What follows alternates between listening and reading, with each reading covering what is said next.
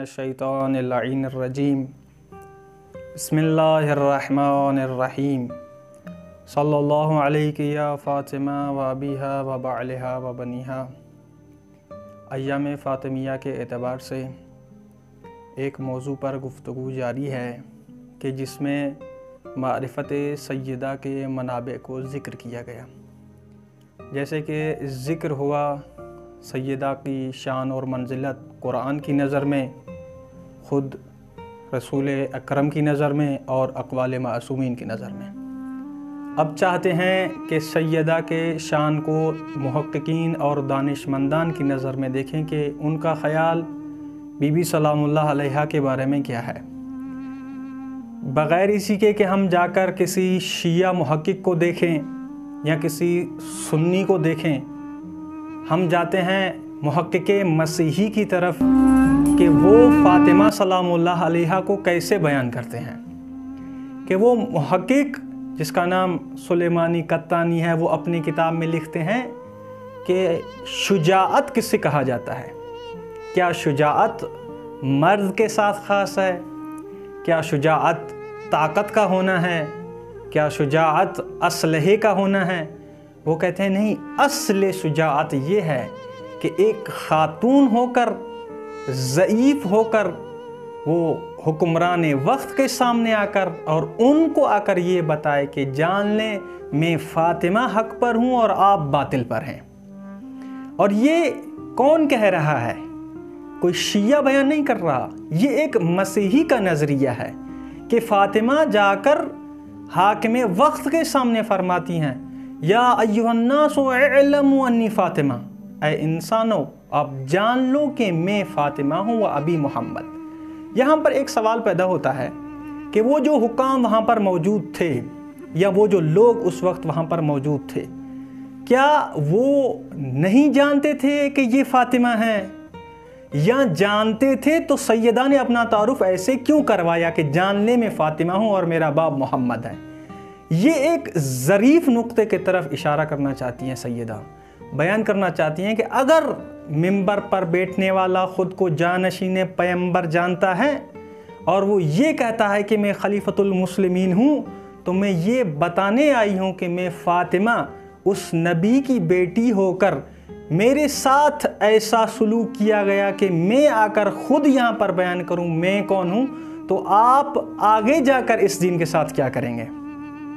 तो वो सैयदा सलामुल्लाह अलैहा इस बात को हर तरह से समझाना चाहती हैं। और यकीन जान लें कि अगर फ़ातिमा सलामुल्लाह अलैहा इमामत के लिए ढाल ना बनती तो हम गदीर पर फ़ातिहा पढ़ चुके होते।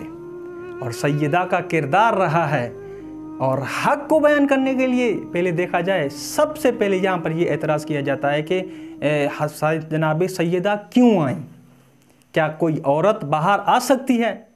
उनको ये गुजारिश है कि देखें कि सैयदा आई कैसे हैं। सबसे पहले लंबी और बड़ी चादर पहनी है जो पाँव तक सैयदा को ढांपी हुई थी। उसके बाद वो बनु हाशिम की औरतों ने सैयदा का तवाफ़ किया हुआ था। और उसके बाद जब मस्जिद में तशरीफ़ लाती हैं तो मर्द और औरतों के दरमियान एक पर्दा लगवाती हैं। उसके बाद आकर अपना बयान करती हैं और बयान सिर्फ इसके लिए रिकॉर्ड करवाना चाहती हैं ताकि मालूम हो कि ये शख्स जो फरमा रहा है कि मैं रसूल का जानशीन हूँ, आप मेरा हाल देख लें, मैं रसूल की बेटी होकर यहाँ पर ख़ुद चल कर आई हूँ। और ये भी मज़लूमियत है कि इसको हम खुल कर बयान नहीं कर सकते।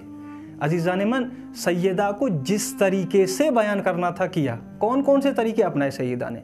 सबसे पहले कि ख़ुद ढाल बनी, अली को आगे आने नहीं दिया। दूसरा मरहला, अगर खुतबा पढ़ना था तो आकर खुतबा पढ़कर सुनाया कि मैं फ़ातिमा हूँ। तीसरा मरहला कि हर एक के घर जाकर ये बताना मल्लज़ी नक़मु अन अबुल हसन, कि आपने अबुल हसन के साथ क्या किया। चौथा मरहला जो समझाए कि मैं मुदाफ़े विलायत अली इब्न अबी तालिब हूँ। गिरिया करती थी सैयदा। का गिरिया करना आम गिरिया करना नहीं था। कैसे गिरिया करती थी? हसनैन को लेकर बाबा के कब्र के ऊपर जाती थी और हसनैन को कहती थी कि बाबा के कब्र के ऊपर अपने हाथ रखें। खुद हाथ रख कर وہ گریہ فرمایا کرتی تھی۔ جب گریہ کر رہی تھی تو ایک مرتبہ ایک یہودی آیا، اس نے دیکھا اے مستور یہ کون سا انداز ہے گریہ کرنے کا، اتنے چھوٹے بچے لے کر قبر پر ہاتھ رکھ کے آپ گریہ کر رہی ہیں، ایسا کون سا سانحہ ہوا ہے؟ تو وہاں پر سیدہ یہ پوری واقعات کو بیان فرماتی ہیں۔ وہ یہودی صرف گریہ سیدہ کو دیکھ کر وہ شیعہ بن جاتا ہے، اور اگر اس سیدہ کو بیان کرنا ہے اور اگر قرار ہو کہ سیدہ بیان کریں کہ میں راضی ہوں یا نہیں، تحریم لگا دیتی ہیں، یعنی یہ کہہ دیتی ہیں کہ اگر میں اس دنیا سے چلی بھی جاؤں تو یہ لوگ میرے جنازے میں نہ آئیں۔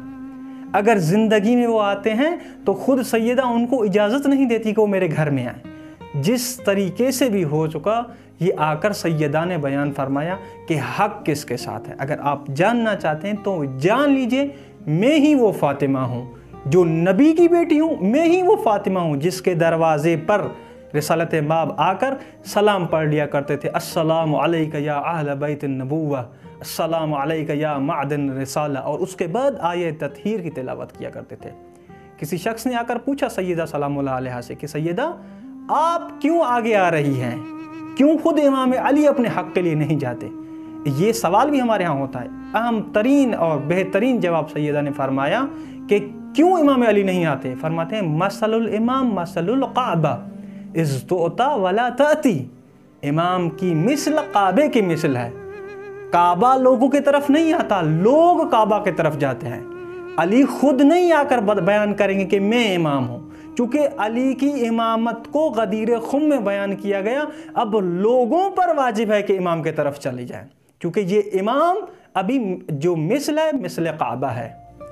عزیزان من، یہ سیدہ کی شان و منزلت، جو سیدہ ایک سپر بنی، ایک ڈھال بنی، ایک مدافع ولایت بنی، اگر سیدہ نہ آتی تو کاش اور ہم دیکھتے کوئی وصل نہ ہوتا نبوت اور رسالت کے درمیان۔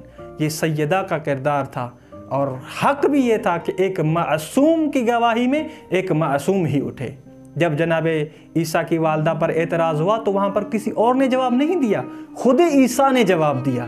جب سوال امام علی بن ابی طالب پر ہو تو حق یہ بنتا ہے فاطمہ آ کر بیان کرے کہ میں فاطمہ ہوں، میرا بابا محمد ہے، میرا شوہر علی ہے، اور ملذی نقم عن ابی الحسن، آپ کو کیا ہو گیا ہے، آپ نے ابی الحسن کو کیوں چھوڑ دیا ہے؟ خداوند متعال ہمیں سیدہ کی حقیقی معرفت عنایت فرمائے۔ والسلام علیکم ورحمۃ اللہ وبرکاتہ۔